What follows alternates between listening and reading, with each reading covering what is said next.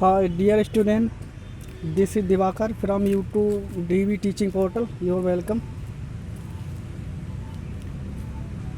आज हम बात करेंगे कारक जो एक नंबर में आता है यूपी टेट में। तो ये पेपर 1 या दोनों में आ सकता है, मगर सिलेबस के हिसाब से इसमें जो दिया है इसलिए मैंने ये कवर कर लिया है। अभी हम सारी हिंदी के क्वेश्चन कवर करेंगे। सिलेबस के अनुसार मैं वीडियो बना रहा हूँ। हिंदी के बाद हम फिर पर्यावरण को देखेंगे, उसके बाद इंग्लिश को देखेंगे। ऐसे ही सारे एक एक सिलेबस के हिसाब से सारे वीडियो कवर करेंगे। तो आज हम कारक के ऊपर बात करेंगे। किसी वाक्य में संज्ञा या सर्वनाम का अन्य शब्दों या क्रिया के साथ संबंध बनाने के लिए जिन शब्दों का प्रयोग किया जाता है उन्हें कारक कहा जाता है। कारक के निम्न भेद हैं या निम्न प्रकार हैं। पहला है कर्ता कारक, दूसरा है कर्म कारक, कर्ण कारक, संप्रदान कारक, अपादान कारक, संबंध कारक, अधिकरण कारक, संबोधन कारक। यहाँ से एक नंबर इस सिलेबस से 1 नंबर का सवाल क्वेश्चन आता है। पहला है कर्ता कारक। कर्ता कारक वाक्य में जो शब्द कार्य करता है उसे कर्ता कारक कहा जाता है। इस प्रकार के कारक कर्ता द्वारा किए गए कार्य को दर्शाते हैं। इसका प्रयोग संदेह भूतकाल में होता है एवं उसकी विभक्ति द्वारा होता है। जैसे इसमें कारक चिन्ह ने है, कारक चिन्ह ने, उसने, उसके द्वारा, मतलब कोई काम है जैसे बताने के लिए हम कहेंगे उसने ऐसा किया, उसके द्वारा ये किया गया, उसने ये पत्थर मारा, उसने ऐसा किया, उसके द्वारा ऐसा किया गया। उदाहरण के माध्यम से अच्छे से समझेंगे। जैसे राम ने खाना खा लिया।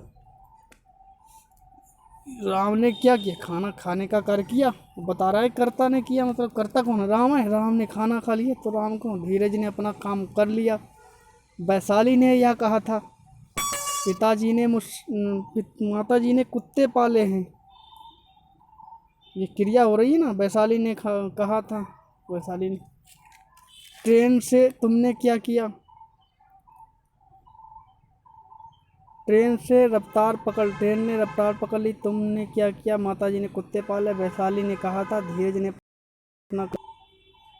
रविंद्र ने चुपचाप रहना रविंद्र ने चुपचाप रहना सीख लिया या समझ लिया। कर्म कारक नंबर 2। प्रतिलिपि ने प्रतियोगिता शुरू की है। प्रदर्शित करता संदेह संज्ञा या सर्वनाम होता है। कर्म कारक इस प्रकार का कारक क्रिया पर प्रभाव डालता है। इसे कर्म कारक कहा जाता है। कर्म कारक का चिन्ह है को इसका चिन्ह माना जाता है। कर्म कारक का को चिन्ह माना जाता है। अब हम बोल कर भी सीख सकते हैं। जैसे कर्ता ने कर्म को अधिकरण में पर संबोधन का के की रारेरी नाने नी, और अपादान के से अधिकरण में पर संप्रदान के लिए। ऐसे बोलकर भी हम समझ सकते हैं। ये तो हमारी पुरानी वो है। बोलकर बहुत ज़्यादा बढ़िया रहेगा, बोलकर समझ ले। जब वहाँ पर वाक्य दिया हो तो ऐसे बोलने की कर्ता ने कर्म को अधिकरण में पर संबोधन का की रारेरी संबंध का तो संबंध का के की रारेरी संबोधन हे अरे, और अधिकरण में पर संप्रदान के लिए आदि। ऐसे ही अपने बोलकर सीख सकते हैं। फिलहाल उदाहरण के माध्यम से अच्छे से समझेंगे हम। किंतु कहीं पर का लोप होता है तो उसके बिना ही वाक्य को कर्म कारक से बनाया जा सकता है। कर्म संदेह द्वितीय विभक्ति में प्रयोग किया जाता है। तो जैसे कर्ता ने कर्म को, दूसरे नंबर का है कर्ता ने कर्म को, यहाँ पर को आ रहा है। अब कहीं पर आता है पर, कहीं पर लोप होता है को का, तो वहाँ पर लोप होता है तो हम समझेंगे, अपने कॉमन सेंस लगाएंगे तो ही समझ पाएंगे। कर्म कारक के उदाहरण। धीरज को मारो, निखिल को। यहाँ पर सभी ट्रिक क्या है? को आएगा, को सभी को आया।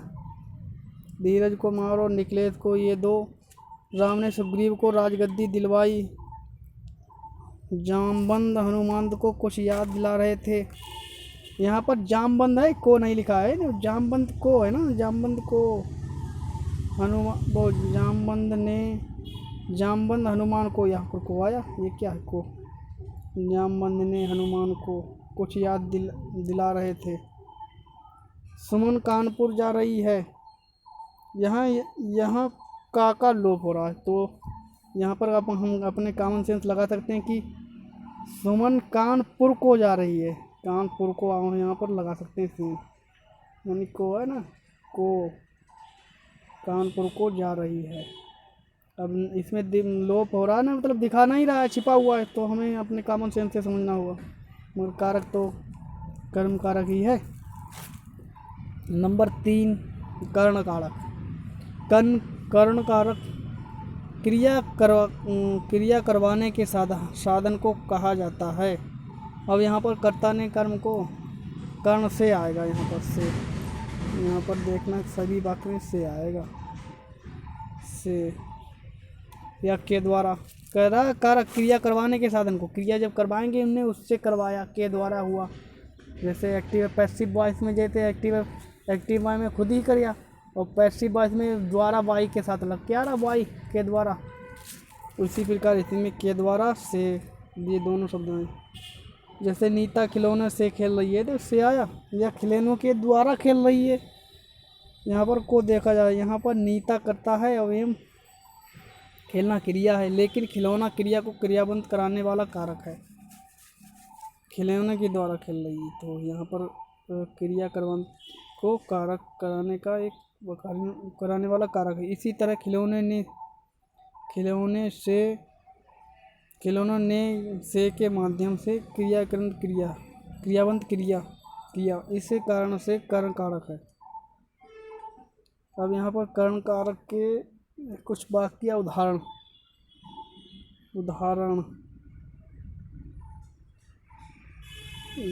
में, यहाँ पर पेन सही से नहीं चल रहा है, ये उदाहरण। अनंत ट्रेन से जा रहा है। तुम किससे मिले, यहाँ पर से आएगा सभी में, यही ट्रिक है इसमें। कर्ता ने कर्म को अधिकरण, वो कर्ता ने कर्म को कर्ण से, अधिकरण में पर मैंने बताया था, ये से आया, से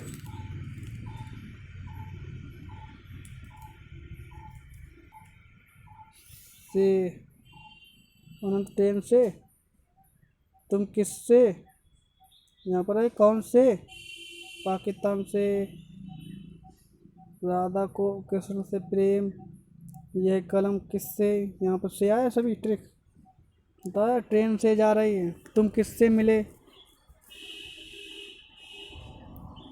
कौन से देश विश्व कप जीते, पाकिस्तान से क्रिकेट मैच जीतना, कृष्ण से राधा प्रेम है।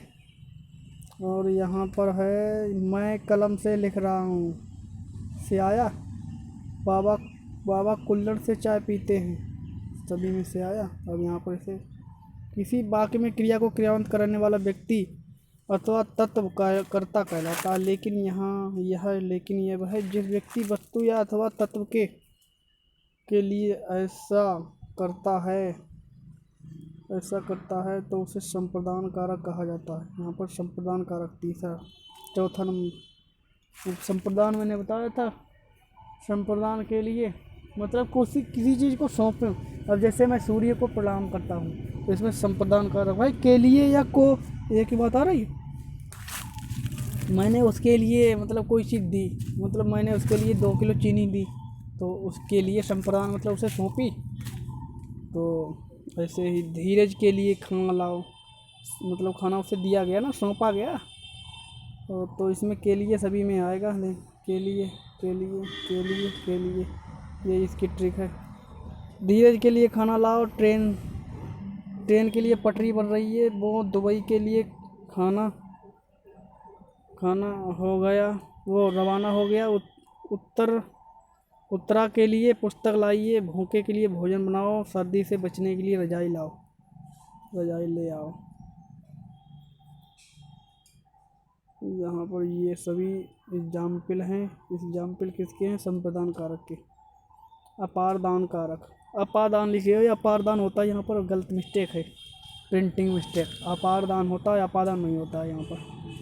अपारदान कारक किसी वस्तु से किसी अन्य वस्तु के विभाजन का बोध होता है। उदाहरण के तौर पर बाग के पेड़ से फल गिरा को देखा जा सकता है। यहाँ पर मतलब पेड़ से कोई चीज़ किसी चीज़ से अलग हो, एक ऑब्जेक्ट दूसरे ऑब्जेक्ट से दूर जा रहा हो, मतलब एक अपोजिट दिशा में जा रहा हो या उससे अलग हो रहा हो, तो वहाँ पर अपारदान कारक होता है। इसका पहला एग्जाम्पल है पेड़ से पत्ता गिरा या पेड़ से फल गिरा। बिल्ली छत से कूदी और वह दिल्ली से आया, तो वह सुबह से शाम तक चला। वह तुमसे सुंदर है, ये भी है तुलना वाला, ये भी तो है अलग, मतलब सुंदरता है उसकी अपोजिट चीज़ है। वह तुमसे बहुत अच्छा है, या उसके तुमसे ज़्यादा नंबर हैं, कोई भी चीज़ है, मतलब यहाँ पर जो तुलना की जाए उसे भी अपादान कारक कहते हैं, अगर हम गहरे से सोचें तो अंदर से ज़्यादा। अब यहाँ पर इसके उदाहरण के माध्यम से अच्छे से समझेंगे। अपादान का प्रयोग किया जाता है। अपादान से द्वार से होता है, जहाँ तक इसमें कर्ण कारक और अपादान कारक में अंतर समझें। यहाँ पहले कर्ण कारक से द्वारा मतलब कोई चीज़ है उसके द्वारा मतलब कोई काम कराया गया हो, और इसमें कोई चीज़ से अलग हो, मतलब दो ऑब्जेक्ट हैं, एक ऑब्जेक्ट दूसरे से अलग हो, और उसमें एक ऑब्जेक्ट है, दूसरा ऑब्जेक्ट उससे एक दूसरे से मतलब वो कार्य कर रहे हैं, और जिसमें दोनों ऑब्जेक्ट एक दूसरे से अलग हो रहे हैं, मतलब एक इधर आ रहा है तो एक उधर जा रहा है, मतलब साथ नहीं, इसमें दोनों में साथ है कर्ण कारक वाले। तो इसका विभक्ति चिन्ह से है, अपादान का से, और यहाँ अलग होने की वस्तु के जुड़ाव को भी दर्शाता है। तो नल से पानी गिरा, यहाँ पर पानी ये भी उदाहरण है, मतलब कोई चीज़ ये नल से पानी अलग हुआ, तो यहाँ पर ऐसा सोचें कॉमन चीज़ की जो चीज़ अलग हो रही, नल से पानी गिर रहा है तो नल से अलग हो रहा है पानी,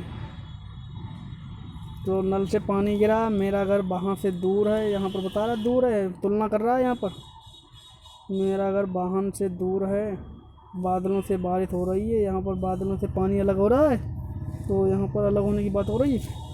टीना कुत्ते से डर रही है, यहाँ पर उसका डर है ना, तो ये भी डर है, तो ये भी अपादान है, मतलब कुत्ते से डर रही है ना, तो कुत्ते से दूर जाएगी ना, कुत्ता जहाँ पर आएगा उससे वो दूर भाग जाएगी, तो ये भी अपादान। अब कलाई से घड़ी गिर गई, अब कलाई से घड़ी अलग हुई ना, अलग होगी, तो मैं अध्यापक से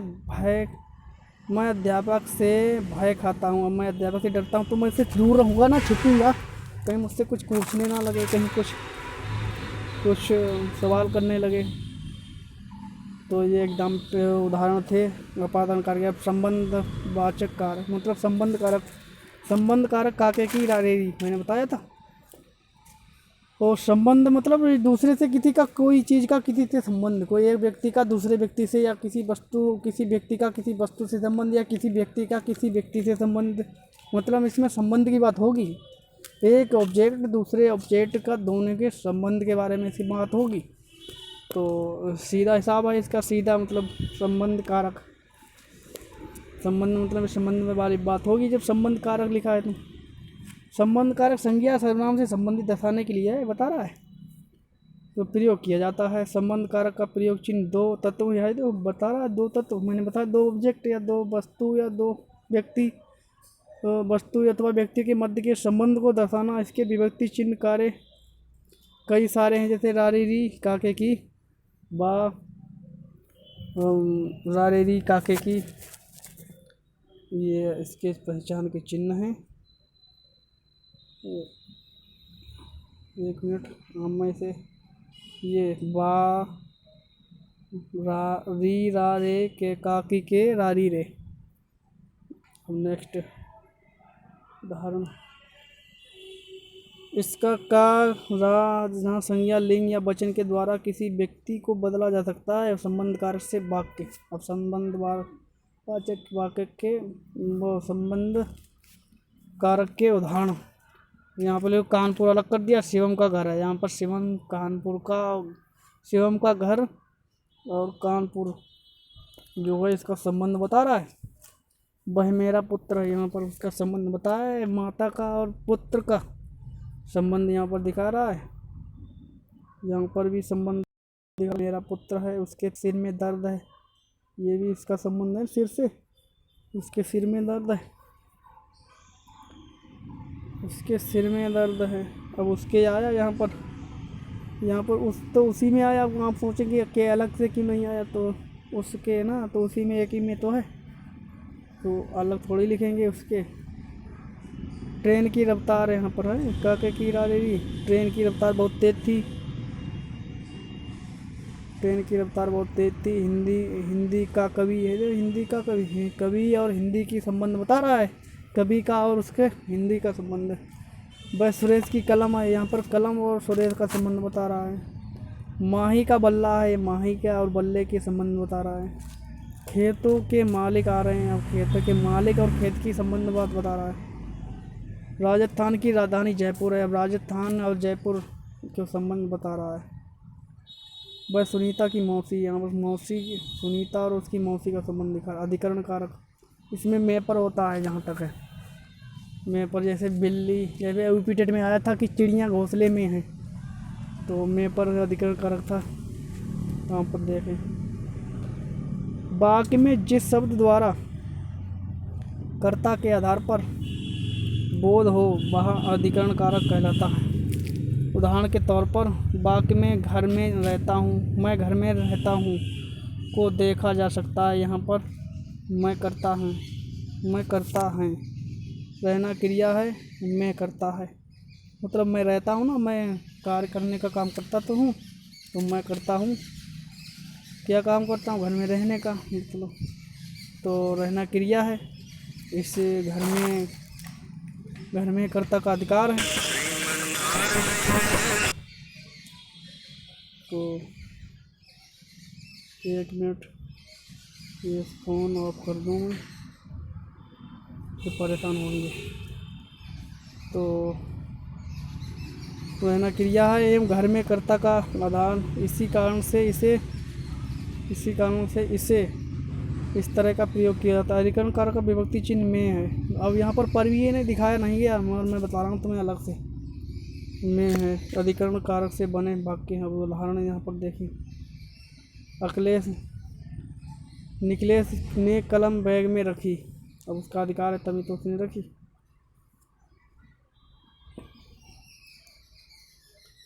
वह शाम को नहर किनारे गया था,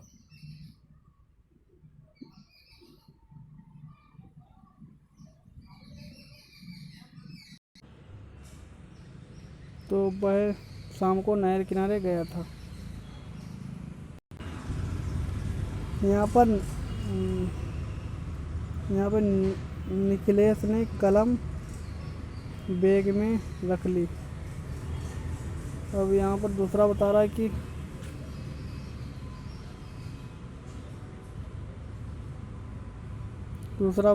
वह शाम को नहर किनारे गया। अब वो शाम को नहर किनारे गया। मंदिर में दिया जल रहा है, रजाई पलंग पर रखी है, टोकरी में आम रखे हैं। अब रजाई पर पलंग का अधिकार है, तो मंदिर में दिया जल रहा है, अब दिया का अधिकार है मंदिर में जलना, तो मंदिर में दिया जल रहा है, रजाई पलंग पर है। वह शाम को नहर किनारे गया था। पानीपत में अकबर का युद्ध हुआ था, तराज के अंदर क्या है? अब यहाँ पर में आ रहा है, सभी में और रजाई पर होता ना, रजाई पर वो पलंग, रजाई पलंग पर रखी है तो है, तो पर आया, मैं पर, यही तो पहचान है इसकी, मैं पर। यहाँ पर को शाम को नहर के किनारे, मतलब नहर पर गया था ना, तो पर नहीं आया यहाँ पर।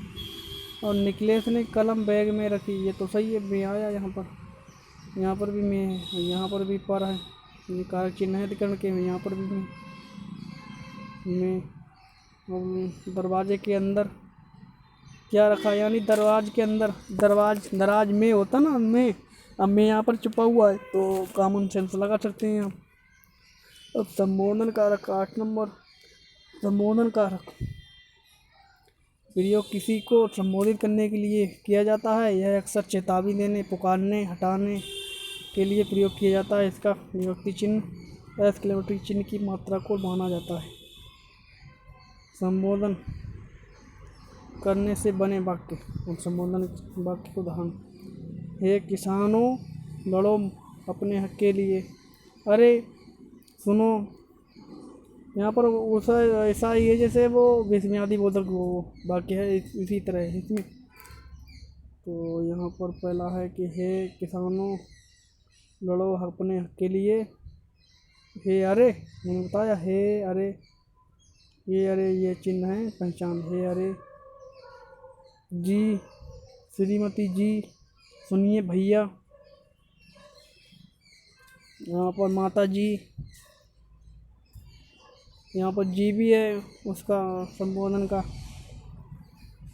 और अजी, जी अजी, जी अजी कोई भैया करके बुलाता है, कोई जी, श्रीमान जी सुनो, कोई सुनो, अरे सुनो, हे किसानों, हे श्रीमती जी, सुनिए भैया जी, माता जी, अजी, अरे, ये शब्द इसके उदाहरण है किसके, संबोधन के। इसी तरह से संबोधित करते हैं, किसी को बुलाते हैं, अरे धीरज पढ़ना शुरू करो, अजी आप कहाँ रहो, अब कहाँ रहोगे, माता जी आप कहाँ सो जाइए, आप सो जाइए, सुनिए भैया कप चाय दे, एक कप चाय दें, श्रीमती जी अखबार दीजिए।